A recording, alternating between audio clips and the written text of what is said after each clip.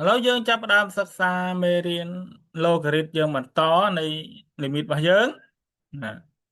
ចឹងកាលពីមុនយើងរៀនអក្សរពណ៌ក្រហមដែលមានការគុណបន្ថែមឥឡូវយើងមើលមកអានេះបន្តទៀតក៏គុណបន្ថែមដូចគ្នាដែរឥឡូវយើងឃើញរាងរបស់វាហើយគ្រប់អង្គឃើញហើយណារាងវាគឺដកណាចឹងដោយសារx ខិតទៅរក0អានេះវាខិតមិនកុសនៃមុំ0ស្មើ1ចឹងហ៎ចឹង2ដក1មិនសល់លិន1ចឹងលិននៃមុំ1លិននៃតម្លៃ1គឺស្មើ0ហើយនេះជំនួសចូលទៅគឺស្មើ0ចឹងឃើញវាចូលរាងអីវាចូលរាងមិនកំណត់ណាចូលរាងមិនកំណត់ឃើញទេណាចូលរាងមិនកំណត់អតទៅទៀតគឺយើងចាប់ផ្ដើមគុណបន្ថែមតែលេខនេះយើងគួរគុណបន្ថែមប៉ុន្មានចុះលោកគ្រូបានបញ្យល់ថាទុកតម្លៃលេខ1នៅក្នុងហ្នឹងអញ្ចឹងលេខខាងមុខនេះប៉ុន្មាន2ឃើញអត់អញ្ចឹងយើងយក1មកលោកគ្រូទាញ1មកយកបញ្ចូលមើលនេះនេះឃើញនេះឃើញតម្លៃ1ដែលយើងត្រូវរកណានេះជាតម្លៃ1ដែលយើងត្រូវរកអញ្ចឹងដូច្នេះ limit នេះឃើញតម្លៃ1ត្រូវរកហើយគ្រូបំលែងអានេះគេបំលែងចូលអីនេះគ្រូបំលែងចូលមុំកន្លះគឺស្មើអី2ស៊ីនការ៉េនៃមុំ 2x គឺគ្រូបំលែងឲ្យហើយតែតើគ្រូបើមិនបំលែងហើយបានបើមិនបំលែងឲ្យហើយក៏យើងគង់បំលែងដែរចឹងនេះគឺលេខពេលនេះយើងនឹងឃើញលេខដែលត្រូវថែមចឹងដោយលំហាត់នេះគឺលាក់ត្រង់ថាគឺកុសអីកុស 4x ជាលាក់ទុកអគាត់តែឃើញរៀងនេះមកយើងដឹងថាអូកុសស៊ីនការ៉េ x ពងជាមួយ x ការ៉េនេះក្រោមមកណាហើយស៊ីនការ៉េ2ស៊ីនការ៉េ x នេះទាញដើម្បីគុណបន្ថែមអញ្ចឹងគុណបន្ថែមនេះគឺគ្រូយើងទាមទារអីទាមទារ2ស៊ីនការ៉េ x 2ស៊ីនការ៉េនៃ 2x ណាឃើញអត់ណា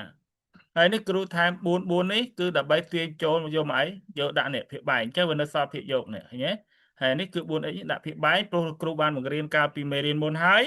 កាលពីមេរៀនស៊ីនគឺការ៉េនេះគឺអក្រង់ត្រូវទាញការ៉េដែរដើម្បីចូលរៀងវាដើម្បីទាញចូលរៀងអនុមេរៀនដែលយើងរៀនហើយនោះគឺ0ណាអូខេដែលរៀង0លើ0របស់ត្រីកោណមៀតនោះណាឥឡូវយើងឃើញហើយនេះលេខដែលយើងត្រូវការយកដាក់បញ្ចូលបន្ថែមណានេះចូលរៀងវាឃើញទេចូលរៀងវានេះថែមគឺដើម្បីចានរៀងដែរអញ្ចឹងអាកន្លែងនេះថែមចូលរៀងរូបមន្តនេះហើយនៅសល់ភាគយកនេះភាគយកតែយើងទាញ x ការ៉េចូលមកកន្លែងនេះ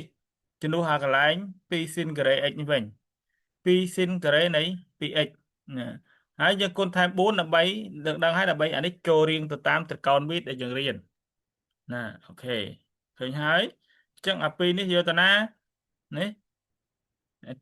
2ភាគយករបស់គេយកទៅណានេះគឺយកមកគុណជាមួយនឹង4នេះណានេះគឺគ្រូរុញមកខាងមុខណានេះរុញខាងមុខនេះតម្លៃលីមីតវាគុណចូលហើយនេះលេខ4របស់វានៅសល់ហ្នឹងអញ្ចឹងសម្រាប់លទ្ធផលលេខហ្នឹងឃើញប៉ុន្មានឃើញ8ឃើញអត់ណាអញ្ចឹងការពិតវាចូលឬមិនកំណត់តែយើងត្រូវបំលែងវាឲ្យទៅជាកាត់រៀងកំណត់មិនកំណត់ចោលតែយើងរៀនរូបមន្តវាហើយណាចឹងកាលណាយើងយល់ច្បាស់ទៅលើរូបមន្តឡើងនេះយើងគុណបន្ថែមបញ្ចូលអញ្ចឹងឃើញច្រើនហើយណាកាលណាពាក់ព័ន្ធមួយកុសមួយអីក៏បើ x ការ៉េគិតតាម x ការ៉េមិន x ធម្មតាគិតតាម x ធម្មតាហ្មងណាដោយយើងរៀនកាលពី expo ហើយក៏លោកគ្រូមានបញ្យល់អំពីករណីបើវាភាគបែងវាជា x ការ៉េគួរយ៉ាងម៉េចយើងបំលែងចូលមុំកន្លះបើមិនមែន x ការ៉េទេទាញរូបមន្តយកនៅតែម្ដង